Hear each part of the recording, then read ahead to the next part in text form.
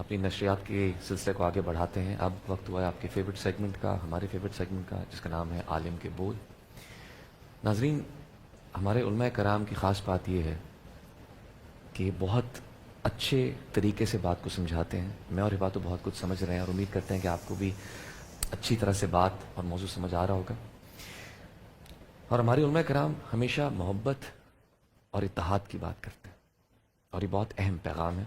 ہمارے ساتھ معزز علماء کرام موجود ہیں، ان کا تعارف کروانا چاہوں گا. ہمارے ساتھ ہیں علامہ شبیر حسن میشمی صاحب، مفتی خبیب شاہد دہلوی صاحب، علامہ نسیم احمد صدیقی صاحب. آپ سب کو خوش آمدید.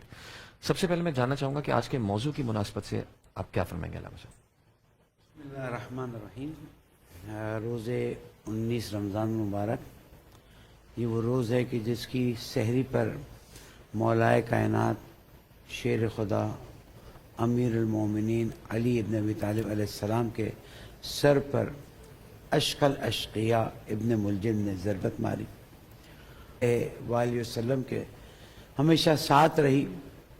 قرآن میں جن کے بارے میں 300 کے قریب آیات نازل ہوئیں، 30,000 سے زیادہ جن کی شان میں واقعات بیان کیے گئے، حضور اکرم صلی اللہ علیہ وآلہ وسلم کے وصال کے ایک مختصر عرصے بعد، جس کو میں تقریباً 29 ایئرز اور کچھ دن کہوں گا، وہ شخص کے جس کو حضور اکرم نے فرمایا انت منی بمنزلت ہارون من موسیٰ الا انہ لا نبی بعدی، ان کو ضربت لگا دی جاتی ہے تو امت مسلمہ کا حال پتہ چل جاتا ہے. اور پھر امام حسن علیہ السلام کی شہادت، اور پھر 61 ہجری میں کربلا کا واقعہ. ہمیں اس سے ایک درس لینا چاہیے، وہ یہ کہ قرآن مجید میں جو اللہ سبحانہ وتعالیٰ نے فرمایا ہے اہدنا الصراط المستقیم، اور پھر صراط الذین انعمت علیہم غیر المغضوب علیہم ولا الضالین، یہ 3 صفتیں بیان کی ہیں کہ صراط مستقیم کیا ہے؟ صراط الذین انعمت علیہم، جس پر تو نے نعمتیں نازل فرمائی، نہ وہ کبھی گمراہ ہوئے نہ کبھی وہ تیرے غضب کے شکار ہوئے. یعنی وہ شخصیت کے جو کسی لمحے اللہ سبحانہ وتعالیٰ کی ناراضگی کا باعث نہیں بنا، اور وہ شخصیت جو کبھی رسول اکرم صلی اللہ علیہ وآلہ وسلم کی نصرت سے دور نہیں ہوا، جس نے کبھی بت کے سامنے سر نہیں جھکایا، اس کو شہید کر دیا گیا. اور بہت اچھا لگا کہ آپ کا پیکیج اور عنوان بھی اسی مناسبت سے ہے، اس لیے کہ امین علیہ السلام کی عبادت کے واقعات مشہور ہیں. ہم آتے ہیں عنوان کی طرف. وہ عنوان جس کو آپ نے عبادت کا عنوان کہا ہے، میں اس کو بندگی کا عنوان کہوں گا. دیکھیں، جب ہم سورہ الحم میں پڑھتے ہیں نا، ایاک نعبد و ایاک نستعین، تیری ہی، اب یہاں ترجمہ یہ کیا جاتا ہے بندگی کرتے ہیں اور تجھ ہی سے مدد مانگتے ہیں. میں کو اس طرح سے لیجئے، تیری ہی بندگی کرتے ہیں. کیا؟ تیری ہی بندگی کرتے ہیں. اس لیے کہ عبادت انسان کو ایک ایسی حالت میں، آپ کا پیکیج اس طرف اشارہ کر رہا تھا، عبادت ایک عمل ہے، اس کا ظاہر بھی ہے، اس کا باطن بھی ہے، اور اس پر نیت سب سے زیادہ اہمیت رکھتی ہے. عمل انسان کو ایک حالت میں تبدیل کرتا ہے. آپ وضو کرتے ہیں، کیا ملتا ہے؟ صفائی ملتی ہے. اب ویسے ہی صفائی کر کے نہ کہ نماز پڑھ لیں، وضو نہ کریں، نماز نہیں ہوگی. وضو سے آپ کو ایک روحانی حالت ملتی ہے، صفائی ملتی ہے. لیکن اگر صفائی کر کے نہا لیں تو، اگر وضو نماز پڑھ لیں تو نہیں ہوگا. اسی طرح سے جب غسل کرتے ہیں، خاص غسل ہیں جب وہ کرتے ہیں تو روحانیت ملتی ہے. اسی طرح سے عبادت کے لیے بعد انسان کو بندگی کی حالت ملتی ہے، اور وہ بندگی کی حالت انسان کو عاجزی کی طرف لے جاتی ہے، اور عاجزی انسان کو نہ صرف انسان پر بلکہ حیوان پر، نہ صرف حیوان پر بلکہ کیڑے مکوڑوں پر بھی رحم کرنے کی عادت ڈالتی ہے. تو اگر آپ کی عبادت آپ کو اللہ سبحانہ وتعالیٰ کی بندگی کی طرف نہیں لے جا رہی تو میں یہ نہیں کہوں گا بیکار ہے، نہیں، اس کا فائدہ ضرور ہے، لیکن وہ فائدہ نہیں ہے جو اللہ سبحانہ وتعالیٰ چاہتا ہے. وما خلقت الجن والانس الا لیعبدون، نہیں خلق کیا جنوں اور انسانوں کو مگر یہ کہ پھر وہی ترجمہ میری عبادت کریں، یس، لیکن عبادت سے بندگی کی حالت میں داخل ہوں، اور وہی اللہ سبحانہ وتعالیٰ ہم سے چاہتا ہے. بہت اچھی بات. جی مفتی ویب شاہد دہلوی صاحب. نحمدہ ونصلی ونسلم علی رسولہ الکریم، اما بعد. میں حضرت کی گفتگو سے استفادہ کرتے ہوئے بندگی کی بات چل رہی تھی. اللہ فرماتا ہے کہ وما خلقت الجن والانس الا لیعبدون. جن و انس کی تخلیق کا مقصد عبادت، بندگی، یا میں یوں کہوں کہ زندگی آمد برائے بندگی اور زندگی بے بندگی شرمندگی. اللہ فرماتا ہے یا ایھا الناس، اے لوگوں، اعبدوا ربکم الذی خلقکم والذین من قبلکم لعلکم تتقون. اپنے رب کی عبادت کرو جس طریقے سے پہلے لوگ کیا کرتے تھے، اور اس کا مقصد آخر میں بیان کیا گیا.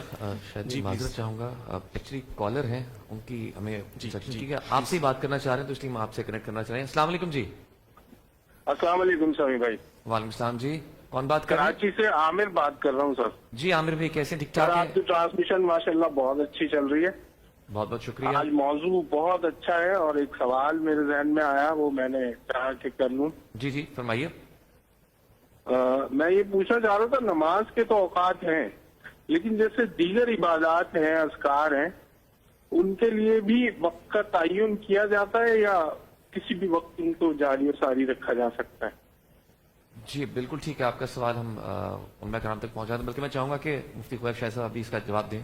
جی دیکھیں، عبادت جو فرائض ہیں اس کے اوقات، اس کے ایام شریعت نے بتا دیے. جیسے حج ایک فرض عبادت ہے، جی، جی. ابھی نہیں ہو سکتا، جب فرض کے ایام آئیں گے، جب حج کے ایام آئیں گے تبھی وہ عبادت ادا ہوگی. رمضان کے جو روزے ہیں وہ رمضان کے علاوہ نہیں رکھے جا سکتے، رمضان میں ہی رکھے جائیں گے. ٹھیک ہے، نماز کے اوقات بھی جو ہے وہ واضح ہیں. ذکر و اذکار کا سوال کیا گیا، ذکر و اذکار بھی شریعت نے بتائے ہوئے ہیں، صبح کیا پڑھنے ہیں، شام کو کیا پڑھنے ہیں. تو ہر چیز جو ہے وہ روز روشن کی طرح آیا اور واضح ہے. میں موضوع کی طرف آؤں گا کہ فلسفہ عبادت کیا ہے، یا بالفاظ دیگر عبادت کی روح کیا ہے. روح بالکل صحیح بخاری اور مسلم کی روایت ہے، ایک صحابی بیان کرتے ہیں کہ ایک شخص آیا، ایسا بھی نہیں لگتا تھا کہ بہت لمبا سفر کر کے آیا ہے، کیونکہ جو لمبا سفر کرتا تھا اس کے بال پراگندہ ہوتے تھے، کپڑوں کے اوپر تھوڑی مٹی کے جو ہے وہ اثرات ہوا کرتے تھے، گھوڑوں خچروں کے اوپر سفر ہوا کرتا تھا. تو کہتے ہیں بالکل قریب ہو کر کے بیٹھ گئے اور نبی علیہ الصلوۃ والسلام سے سوالات کرنے لگے، اسلام کیا ہے، ایمان کیا ہے، بہت سارے سوالات کیے. ایک سوال بہت اہم ترین جو آپ کی خدمت میں عرض کروں گا، جو آج کے موضوع سے تعلق رکھتا ہے. پوچھا گیا مل احسان، واٹ از احسان؟ احسان کیا چیز ہے؟ تو یاد رکھنا چاہیے کہ احسان جو ہے نا یہ حسن سے نکلا ہے. حسن کا مطلب خوبصورتی. ایک ہوتی ہے عبادت، اور ایک ہوتا ہے عبادت کا حسن. ایک ہوتی ہے عمارت، اسٹرکچر بنا دیا، ابھی اس کی ٹائلنگ باقی ہے، اس کے اندر کرٹنز لگنے ہیں، اس کے اندر صوفے لگنے ہیں، اس کے اندر بہت ساری چیزیں اور لوازمات لگنی ہیں. تو احسان کیا چیز ہے؟ ان تعبد اللہ کأنک تراہ. تم عبادت یا بندگی اس انداز میں کرو گویا کہ تم اپنے اللہ کو دیکھ رہے ہو. سبحان اللہ. یہ عبادت کا یعنی یہ احسان کا پہلا مرتبہ ہے، یہ احسان کا پہلا درجہ ہے. جی یہاں تک کوئی پہنچتا ہے. واہ. اور جو دوسرا درجہ ہے، فرمایا اگر یہ تصور قائم نہیں ہوتا، یا اس پیک ہائر لیول کے اوپر تم نہیں پہنچ سکتے، تو کم از کم اس درجے کے اوپر تو آ جاؤ. فَإِن لَمْ تَكُنْ تَرَاهُ فَإِنَّهُ يَرَاكَ. اگر یہ تصور قائم نہیں ہوتا کہ تم اللہ کو دیکھ رہے ہو، تو یہ تو سمجھ لو کہ وہ رب تمہیں دیکھ رہا ہے. واہ. تم نماز پڑھ رہے ہو، تمہیں دیکھ رہا ہے. تم روزہ رکھے ہوئے ہو، تمہیں دیکھ رہا ہے.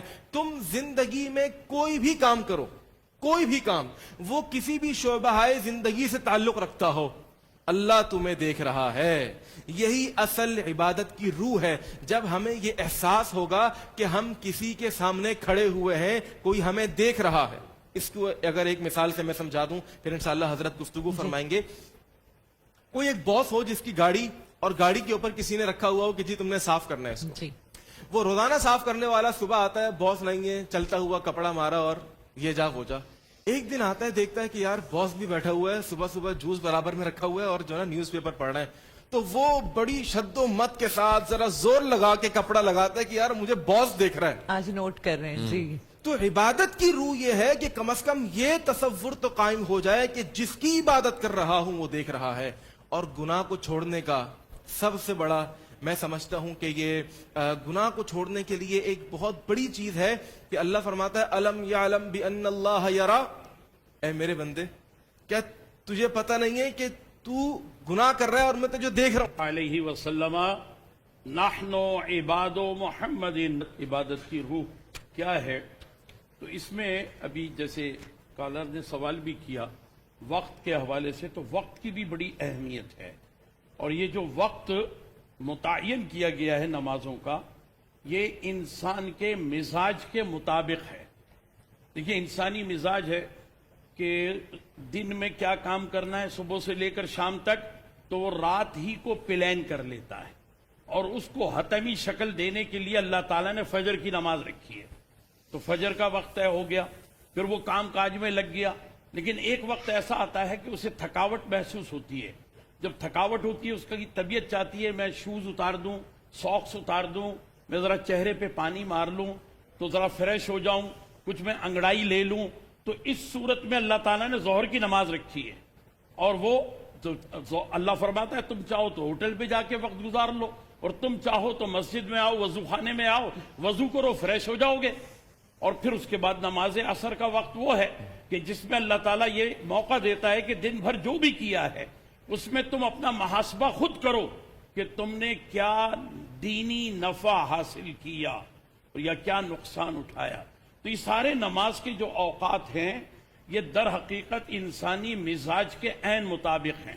اللہ تعالیٰ نے پہلے انسان کو تخلیق کیا، اس کو مزاج دیا، اور پھر احکامات اس پر نافذ کیے. یہ حکم جتنے بھی ہیں یہ زبردستی نہیں ہے. اللہ نے فرمایا کہ سبح اسم ربک الاعلی، پاک ہے وہ ذات جو سب سے بلند اور بزرگوں برتر ہے، اس نے تمہیں تخلیق کیا. الذی خلق فسوى، ٹھیک ٹھیک تخلیق کیا جیسا وہ چاہتا تھا. والذی قدر فہدی، پھر تمہارے لیے مزاج بنایا، تمہارے لیے تقدیر بنائی. فہدی، اس کے بعد تمہیں ہدایت دی کہ اب تم جو ہے وہ شعور زندگی اور شعور بندگی دونوں کو ساتھ لے کر کے چلو. تو یہ عبادت جو ہے یقیناً ایسے اوقات کے ساتھ ہے کہ جس میں ہمیں بھی ضرورت ہوتی ہے. میں اگر یہ عرض کروں اور گفتگو کہیں طویل نہ ہو جائے کہ کوئی غیر مسلم ہے، صبح سے کام میں لگا ہے، تو ایک وقت اس کا بھی آتا ہے کہ جب وہ تھکاوٹ محسوس کرتا ہے نا، وہ چاہتا ہے کہ میں اس وقت چائے پی لوں، میں اس وقت ذرا کرسی سے اٹھ جاؤں، میں ذرا سا ٹہل لگا لوں. تو یہ غیر مسلم کی بھی طبیعت میں یہ بات داخل ہے اور مسلمان کی طبیعت میں بھی یہ بات داخل ہے. مگر مسلمان کی طبیعت بنا کر اللہ تعالیٰ نے اسے نماز ظہر کا وقت دیا ہے کہ نماز ظہر ادا کر لو اس وقت میں. تو اس طور پر ہمیں اپنی زندگی جو ہے ایسے سانچے میں ڈھالنی ہے کہ جس میں اللہ جو ہمیں شعور عطا فرماتا ہے اس شعور سے ہم اپنی زندگی کو سنواریں. اور اللہ کی بندگی کرنے کے لیے ہمیں جو ہے وہ تقاضے پورے کرنے ہیں کہ جن تقاضوں کو اللہ تعالیٰ چاہتا ہے. اور یہاں یہ بات بھی میں عرض کر دوں کہ وہ سوال کے اعتبار سے بھی ایک بات، جی. اور ادھر مفتی صاحب نے بھی بات کی کہ اللہ تبارک و تعالیٰ کو اگر ہم دیکھ نہیں سکتے تو اتنا یقین تو رکھیں کہ اللہ ہمیں دیکھ رہا ہے. تو بات کیا ہے، یہ یقین کیسے آئے گا؟ حضور علیہ السلام نے فرمایا ہے نا، دیکھیں ہم بازار میں اگر کھڑے ہیں، بازار میں ہم روزے افطار کرنے کے لیے فروٹ خرید رہے ہیں، تو اس وقت ہمیں یہ نہیں پتا کہ اللہ ہمیں دیکھ رہا ہے. حالانکہ اللہ دیکھ رہا ہے. اللہ بے نیاز ہے، اللہ الصمد، ہر ایک سے بے نیاز ہے. لیکن یہ یقین اس لیے حاصل ہوتا ہے کہ میں اپنی مرضی سے نہیں کھڑا، یہ قیام رسول اللہ کی سنت کے مطابق ہے، یہ رکوع اللہ کے رسول نے بتایا اس کے مطابق ہے. تو جہاں جہاں اللہ کے رسول کی نقل کی جائے گی وہاں وہاں اللہ تعالیٰ دیکھ رہا ہے. سبحان اللہ، سبحان اللہ. ناظرین، بہت ہی حسین گفتگو چل رہی ہے ہمارے علماء کرام کے ساتھ آج کے موضوع کے حساب سے فلسفہ عبادت. ہمارے ساتھ اسی طرح بنے رہیے گا. ایک چھوٹے سے بریک کے بعد واپس آتے ہیں. ویلکم بیک ناظرین، علماء کرام سے گفتگو کا سلسلہ آگے بڑھاتے ہیں. اس وقت ایک بہت اہم سوال ہبا کے پاس ہے. جی ہبا. جی، میں علامہ شبیر میسمی صاحب سے پوچھنا چاہوں گی. آج 19 رمضان ہے اور یوم ضربت حضرت علی علیہ السلام ہے، تو یہ جو ضربت والا واقعہ ہے اس میں خود عبادت کی فضیلت چھپی ہوئی ہے. میں چاہتی ہوں کہ آپ وہ واقعہ ہمیں سنائیے. بسم اللہ الرحمن الرحیم. جس طرح میں نے ابتدا میں عرض کیا تھا کہ امیر المومنین علی بن ابی طالب علیہ السلام کو جب ظاہری خلافت پر مجبور کیا گیا کہ آپ تشریف لائیں، تو ایک کے بعد ایک جنگیں شروع کی گئیں. پہلے جنگ جمل واقع ہوئی جس میں حضرت عائشہ اور اصحاب رسول کا ایک بڑا حصہ بصرہ پہنچا اور وہاں پر جا کے یہ جنگ ہوئی. میرے مولا نے بہت کوشش کی کہ یہ جنگ نہ ہو. اس کے بعد دوسرا واقعہ یہ ہوا کہ صفین کی جنگ ہوئی کہ شام کا جو حاکم تھا، گورنر، اس نے فوج جو ہے صفین کے میدان پہ پہنچائی. میرے مولا بھی وہاں پر پہنچے. وہاں پر جب ایک ایسا واقعہ پیش آیا کہ جنگ کے آخر میں قرآن مجید کو کے ورقوں کو نیزوں پہ چڑھایا گیا اور کہا گیا کہ ہم صلح کرتے ہیں. امیر المومنین علیہ السلام فرماتے رہے کہ دیکھو عمار یاسر بھی شہید ہو گئے اور حضور اکرم نے فرمایا تھا یا عمار تقتلک الفئۃ الباغیہ. چیزیں واضح ہو گئی ہیں، نتیجے تک پہنچنے دو. تو ایک گروہ جو ظاہری چیزوں کو دیکھتا ہے، جیسے ہم لوگوں کی نماز دیکھتے ہیں، لوگوں کے سر پہ بڑا نشان دیکھتے ہیں، اور کہا نہیں اب تو قرآن سامنے آ گیا، ہم صلح کریں گے. صلح کی جب بات ہوئی تو اس صلح کا طریقہ کار ایسا تھا، میں یہاں پر اس کو زیادہ بیان نہیں کر سکتا، بہت طولانی چیز ہے، کہ جس میں ایک مسلمانوں کا پورا گروہ جو ہے حضرت علی سے بھی ناراض ہو گیا اور شام کا حاکم جو کہ فوج لے کر آیا تھا اور خلیفۃ الرسول اور خلیفۃ المسلمین پر حملہ کیا تھا، اس سے بھی ناراض ہو گیا. اس گروہ کا نام ہے خوارج. خوارج نے نہروان کے علاقے میں باقاعدہ طور پر پڑاؤ ڈالا. اس پڑاؤ میں وہ عبادت کرتے تھے. جس عبادت کا عنوان یہاں لیا وہ یہ عبادت ہو رہی تھی. یہاں تک کہ جب امیر المومنین علی بن ابی طالب علیہ السلام کا لشکر وہاں پہنچا ہے تو جو علی علیہ السلام کے ساتھ مدد کرنے آئے ہیں وہ رات کو عبادت کی آوازیں سن کر دل میں کہتے تھے یا علی رات کی نوافل میں مشغول ہیں، ذکر الہی میں مشغول ہیں، دن میں روزہ رکھتے ہیں، ان سے کیسے جنگ کریں؟ ہمیں شک آ رہا ہے. ظاہری عبادت انسان کو وہاں تک بہکا دیتی ہے. وہ نہروان کا واقعہ ختم ہوا. 3 لوگوں نے خانہ کعبہ کے خلاف، جس طرح تاریخ میں لکھا ہے، پکڑ کے عہد کیا کہ ان 3 کی وجہ سے اسلام مصیبت کا شکار ہے. ابن ملجم نے فیصلہ کیا کہ میں کوفہ جاؤں گا. ہم تینوں 19 کو یہ 19 رمضان کی سحر میں کام کریں گے. میں کوفہ جاؤں گا اور کوفے میں جا کے حضرت علیہ السلام کا کام تمام کروں گا. کوفہ آیا، انہیں خوارج کے رشتہ داروں سے اس نے رابطہ کیا. انہوں نے تعاون کیا. 1000 درہم سے زہر خریدا گیا. پھر میں کہتا ہوں واقعات پہ مت جائیے، تجزیہ کیجئے کہ کیا ہوا جس کی شان میں 300 آیات مباہلہ کے میدان میں انفسنا و انفسکم جو آیت قرآن ہے، تو نفس رسول صرف امیر المومنین علی بن ابی طالب علیہ السلام جاتے ہیں اور یہ کیا کہتے ہیں خوارج نہروان میں ابن ملجم آ کے نفس رسول پر مسجد میں 19 رمضان کی سحر ضربت لگاتا ہے. اسلام اور مسلمین کے لیے بڑے بڑے سوالات کھڑے کر دیتا ہے. ضربت لگی، آسمان سے آواز آئی لقد ہدمت ارکان الہدا، ہدایت کے ارکان جو ہے وہ منہدم ہو گئے. قتل علی المرتضیٰ، علی مرتضیٰ شہید ہو گئے، یعنی ضربت لگ گئی. اور پھر میرے مولا نے بھی عجیب خوبصورت جملہ کہا ہے جو تاریخ میں یاد رہ گیا کہ وہیں سے مٹی اٹھائی، انا للہ و انا الیہ راجعون ڈالتے گئے اور کہا فزتو رب الکعبہ. جس کی ولادت خانہ کعبہ کے اندر ہوئی ہے، لوگ 100 اختلاف کریں، ہم اس کو ثابت کر سکتے ہیں، وہی شہادت مسجد میں ہوئی اور مسجد میں یہ جملہ آیا فزتو ورب الکعبہ. لیکن شام کے لوگوں کی تاریخ یہ بات بتاتی ہے کہ پوچھ رہے تھے کہ علی مسجد میں کیا کرنے گئے تھے. میں اس بات کو کہہ رہا ہوں اور علی علیہ السلام کے بارے میں وہاں یہ بات آئی کہ علی کا مسجد سے کیا تعلق ہے۔ اللہ سبحانہ و تعالیٰ ہم سب کو توفیق دے کہ حق و حقیقت کو سمجھ کر اتحاد اور وحدت کے ساتھ آگے بڑھیں۔ بہت شکریہ۔ میں چاہوں گی کہ نسیم احمد صاحب بھی اس پہ اپنا اسی بات کو آگے بڑھائیں۔ بسم اللہ الرحمن الرحیم۔ دیکھیے، نبی پاک صلی اللہ تعالیٰ علیہ وآلہ وسلم نے خوارج کے بارے میں غزوہ حنین کے بعد یہ بات ارشاد فرمائی تھی۔ جہاں آج مسجد جعرانہ واقع ہے تو وہاں کچھ لوگ آئے اور حضور علیہ السلام سے کہنے لگے کہ عادل یا محمد، مال غنیمت کی تقسیم میں عدل کرو۔ حضور علیہ السلام کے گردن مبارکہ میں دستار تھی، اس چادر کو لپیٹ کر جھٹکا بھی دیا، بڑی گستاخی کی، اور اس موقع پر چند صحابہ نے کہا بھی کہ اس شخص کو ہم جو ہے وہ قتل کر دیتے ہیں، یہ گستاخی کرنے والا ہے۔ تو فرمایا نہیں، امر الہی مقدر ہو چکا ہے، اس کو صرف علی قتل کریں گے۔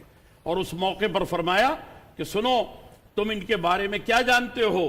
یہ نمازیں پڑھیں گے تو تمہیں ایسا لگے گا کہ ہماری نمازیں حقیر ہیں، یہ جب تلاوت کریں گے تو تمہیں ایسا لگے گا جیسے ہمارا قرآن پڑھنا جو ہے ان کے مقابلے میں کوئی حیثیت نہیں رکھتا۔ پھر حضور علیہ السلام نے اپنا دست مبارک اٹھا کر اپنے حلقوم مبارکہ پہ رکھا۔ مجمع الزوائد کی حدیث ابن حجر مکی نے ترتیب دی ہے، فرمایا جب یہاں رکھا اور فرمایا ہا ہونا یجاوز، یہ جو کچھ بھی قرآن پڑھیں گے یہاں سے نیچے نہیں اترے گا، غذا اتر جائے گی، پانی اتر جائے گا، لیکن قرآن اور دین یہاں سے نیچے نہیں اترے گا۔ یہ دین سے ایسے نکلے ہوئے ہوں گے جیسے تیر کمان سے نکل جاتا ہے۔ اور پھر فرمایا کہ یہ مخلوق میں سب سے برے ہوں گے، وَشَرُّ الْخَلَائِقِ خلیقہ، یعنی جو جانوروں میں سب سے برا ہے نا خنزیر، سرکار نے فرمایا خنزیر سے بھی برے یہ خارجی ہوں گے۔ جنگ نہروان میں انہی کو، یعنی جو اس میں آیا تھا ایک خیسمہ، تو اس کو حضرت علی نے ہی قتل کیا اور جہنم رسید کیا۔ اسی کے لیے پیارے آقا علیہ السلام نے یہ بات فرمائی تھی اور 30 نشانیاں دی تھی کہ خارجیوں کی یہ 30 نشانیاں ہیں، اس کے مطابق دیکھنا، یہ نام بدل بدل کر ہر زمانے میں ظاہر ہوں گے، اور نام بدل بدل کر ہر زمانے میں آتے رہے۔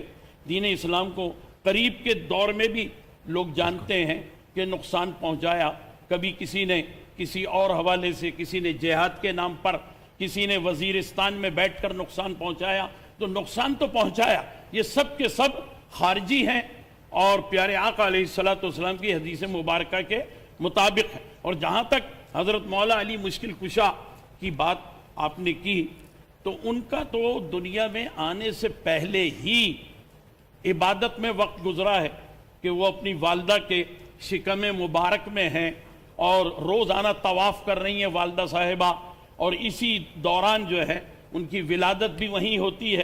اسی لیے مسلمان جشن مولود کعبہ کا اہتمام کیا کرتے ہیں۔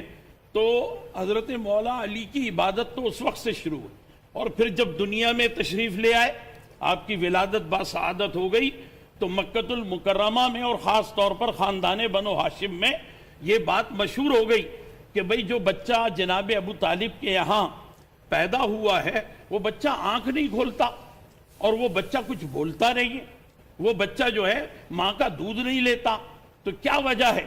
تو مختلف لوگوں نے اپنی قیاس آرائیاں کی۔ کسی نے کہا بچہ نعوذ باللہ پیدائشی طور پر نابینا ہے، کسی نے کہا بچہ جو ہے وہ مخبوط الحواس ہے، کسی نے کہا بچہ ایب نارمل ہے، یہاں تک کہ یہ خبر آقائے دو جہاں صلی اللہ تعالیٰ علیہ وآلہ وسلم تک پہنچی۔ آپ تشریف لائے اور اپنی چچی جان سے مخاطب ہو کر کے عرض کیا کہ چچی جان مجھے وہ بھائی تو میرا دکھائیے، جو بھائی دنیا میں آیا۔ تو وہ آغوش سے حضور کی آغوش میں آ گئے، اور جیسی آغوش بدلی تو حضرت علی نے آنکھ کھولی۔ جب آنکھ کھولی تو پہلی نظر اللہ تعالیٰ کے پیارے محبوب علیہ السلام کے رخ زیبا پر پڑی، اور اس کے بعد خوشی کا اظہار کیا، اور اس خوشی کے اظہار میں منہ کھل گیا، اور جیسے ہی منہ کھلا پیارے آقا علیہ السلام نے اپنی زبان چسائی, اپنا لعاب دہن حضرت علی کے دہن مبارکہ میں ڈال دیا. تو کہنے کا مقصد یہ ہے کہ جس کا چہرہ خود دیکھنا عبادت ہے, اس نے اس ذات کے چہرے کو پہلے دیکھا کہ جس نے یہ فضیلت خود حضرت علی کو دی تھی کہ علی کا چہرہ دیکھنا عبادت ہے. یہ پیارے آقا علیہ السلام کے ساتھ حضرت مولا علی مشکل کشا کی نسبت, اور پھر یہ بات بھی کہ پوری زندگی حضور علیہ السلام کو اپنا مولا ہی کہتے رہے ہیں. اور اس طرح سے حضور علیہ السلام نے وہاں جب اپنے آخری حج سے فارغ ہوئے اور اللہ تعالیٰ نے یہ آیت نازل فرمائی, یا ایھا الرسول بلغ ما انزل الیک, کہ جو کچھ بھی نازل ہوا ہے آپ کی طرف اس کو اب بلاغت کے ساتھ اور فصاحت کے ساتھ اور ذرا جامعیت کے ساتھ بیان کر دیجئے, اس کو سمرائز کر دیجئے پورے کلام کو اور پورے دین اسلام کو. تو وہ پھر یہاں غدیر خم کے مقام پر پیارے آقا علیہ السلام نے یہ بات فرمائی. جب یمن کے کچھ لوگ شکایت کرنا چاہ رہے تھے کہ یا رسول اللہ آپ کا قول علی کے بارے میں کیا ہے, تو حضور علیہ السلام نے اپنا قول بیان فرمایا, حضرت علی کو برابر میں کھڑا کیا اور اپنے دست مبارک کی انگلیاں حضرت علی کے دست مبارک کی انگلیوں میں ڈالی, اور پھر ہاتھ اوپر اٹھایا اور ہاتھ اوپر اٹھا کر کے فرمایا کہ من کنت مولا ہو فہذا علی مولا. اور پھر جب یہ بات فرمائی تو حضرت جابر رضی اللہ تعالیٰ عنہ کہتے ہیں کہ میں نے عمر کو دیکھا کہ عمر جو ہے دونوں پیروں پر اکڑوں بیٹھے ہوئے ہیں, اور آہستہ آہستہ وہ آگے بڑھے اور حضرت علی اور پیارے آقا علیہ السلام کے یعنی قدم مبارک کو اپنے باہوں میں لے لیا, اور باہوں میں لے کر کے آواز دی کہ یا رسول اللہ گواہ ہو جائیے کہ آپ نے علی کو مولا بنایا, اور آپ کی امت میں عمر نے سب سے پہلے علی کو اپنا مولا بنایا. سبحان اللہ, سبحان تو اس اللہ. اعتبار سے یہ بات سامنے آتی ہے کہ حضرت علی کو یہ اعزاز دیا کہ جو ساری زندگی مجھے مولا کہتا رہا, اے علی تیرا یہ اعزاز ہے, اب میری امت تجھے ہمیشہ قیامت تک مولا کہتی رہے. سبحان اللہ. خوبصورت بات. مفتی جی خبیب صاحب. خبیب بھائی اسی بات کو آگے بڑھائیں گے, یہی سوال آپ سے بھی. بہت شکریہ, جزاک اللہ خیر. میں چونکہ یہ موضوع ایسا ہے کہ بہت تفصیل طلب ہے, اور اس کے لیے میں چاہوں گا کہ کسی اور دن اس موضوع کا انتخاب کر کے اسی پر گفتگو کی جائے. جی. میں موضوع کی طرف پلٹوں گا, فلسفہ عبادت کی طرف, اور جو آپ بھی سوال کر رہے تھے کہ ایک انسان نماز پڑھ رہا ہے, عبادت کر رہا ہے. بالکل, یہ سوال میں ایک تو ناظرین کو بتا بھی دوں, ہم آف بریک بات کر رہے تھے. میرا سوال یہ تھا خبیب بھائی سے کہ ایک انسان, جس نے ایک دم اپنے حلال اور حرام کے ٹاپک پہ بات کی تھی, تو ایک انسان ہے جو حرام کمائی کرتا ہے لیکن کہتا ہے میں نیک کام بھی تو کر رہا ہوں. ایسے ہی ایک انسان جو 5 وقت کی عبادت کرتا ہے, نمازیں پڑھتا ہے, عبادات ساری پوری کر رہا ہے, لیکن وہ جھوٹ سے نہیں رکتا, برائی سے نہیں رکتا, رشوت سے نہیں رکتا. اس انسان کی عبادت کہاں ہے اور اس کی قبولیت کا کیا قبول ہے کہ نہیں ہے, کیا کہیں گے؟ وقت ہمارے پاس 2 سے 3 منٹ ہے. جی جی بس. دیکھیں, قرآن مجید کے اندر اللہ سبحانہ و تعالیٰ ارشاد فرماتا ہے کہ ان الصلاۃ تنہا عن الفحشاء والمنکر. نماز کا کام یہ ہے کہ پڑھنے والے کو برائی سے, فحاشی سے, عریانی سے روک دیتی ہے. اگر ایک شخص نماز پڑھ رہا ہے اور وہ برے کاموں کے اندر بھی لگا ہوا ہے, نماز بھی پڑھ رہا ہے, ربا کے اندر بھی لگا ہوا ہے, نماز بھی پڑھ رہا ہے, جھوٹ, چغلی, غیبت, حسد, دشمنیاں, عداوتیں, کدورتیں اپنے دل کے اندر پال کے بیٹھا ہوا ہے, تو اس کا مطلب یہ ہے کہ اس کی نماز صحیح انداز میں قبول نہیں ہو پا رہی ہے. اس لیے کہ اگر نماز قبول ہوتی تو نماز کا فائدہ ملتا. جب فائدہ نہیں مل رہا تو پتہ یہ چلا کہ جی نماز اس انداز میں قبولیت کے درجے کو نہیں پہنچ پا رہی ہے جس انداز میں پہنچنا چاہیے تھا. میں یہاں پر آپ کے پروگرام کی وساطت سے آخری چند سیکنڈ باقی ہیں, میں پیغام دینا چاہوں گا کہ جو آج ہمارے مسلمان بہن بھائی بے نماز ہیں, اپنی نمازوں کو بہتر بنائیں, نمازوں کی طرف آ جائیے, عبادت کی طرف آ جائیے. رمضان کا مہینہ جو ہے نا, یہ اپنی ڈائریکشن کو صحیح بنانے کا, روڈ میپ بنانے کا مہینہ ہے. اور میں بتانا چاہوں گا, ایک دفعہ نبی علیہ السلام سے سوال کیا گیا سوال یہ تھا کہ کیف تعریفک امتک بین الامم، کل قیامت کا دن ہوگا، حضرت آدم علیہ الصلوۃ والسلام سے لے کے آپ محمد علیہ السلام تک کی ساری امتیں ایک میدان کے اندر جمع ہوں گی، آپ کیسے پہچانیں گے کہ ہم آپ کے امتی ہیں؟ آپ نے سوال پہ سوال کیا. سوال کیا تھا؟ اچھا یہ بتاؤ کہ ایک طرف گھوڑے ہوں جو بالکل بلیک ہوں، دوسری طرف گھوڑے ہوں کہ جو بالکل بلیک ہوں لیکن ان کی پیشانی اور چاروں ہاتھ پاؤں سفید ہوں. سوال یہ ہے کہ اگر یہ سارے گھوڑے جمع ہو جائیں تو کیا ان سفید ہاتھ پاؤں اور پیشانی والے گھوڑوں کا مالک اپنے گھوڑوں کو الگ کر پائے گا یا نہیں؟ صحابہ نے کہا جی اللہ کے رسول. آپ نے فرمایا کل قیامت کے دن میں اپنے امتیوں کو بالکل اسی طریقے سے الگ کر لوں گا. ان کی نشانی یہ ہوگی کہ ان کے جو اعضائے وضو ہوں گے، اعضائے وضو، ہاتھ پاؤں پیر، وہ چمکتے ہوں گے. سبحان اللہ. نماز جو پڑھتا ہے وہ وضو کرتا ہے. اگر ہم نماز ہی نہیں پڑھتے تو خدا کی قسم ہمیں پتہ ہی نہیں چلے گا کہ ہم ہیں کس نبی کے امتی. موسیٰ کہیں گے میرا نہیں ہے، آدم کہیں گے میرا نہیں ہے، عیسیٰ کہیں گے میرا نہیں ہے، نبی علیہ الصلوۃ والسلام فرمائیں گے میرا نہیں ہے. نمازوں کی پابندی کیجیے. بہت سبحان اللہ. خوبصورت بات. علامہ صاحب کچھ کہنا چاہتے ہیں؟ میں بس کچھ ایک ہی سیکنڈ ہے. جملہ عرض کروں گا جی. کہ آپ اپنی عبادتوں کے ساتھ اپنا لقمہ چیک کیجئے. اگر یہ حرام کا ہے تو اس لقمے نے آپ کو اللہ کا بندہ بنانا ہی نہیں ہے. اور جہاں سے آپ مرغی لے رہے ہیں، جہاں سے آپ بکرے لے رہے ہیں، چیک کیجئے یہ صحیح شرعاً ذبح ہو رہے کہ نہیں ہو رہے. جی جی. ورنہ یہ میتا کھا رہے ہیں، کوئی عبادت کی لذت ملے گی نہیں. بہت اس میں شکریہ یہ بات ناظرین بھی ہے، میاں بہت علامہ شکریہ صاحب اجازت چاہیں گے، سب بریک کی طرف بڑھنا ہے.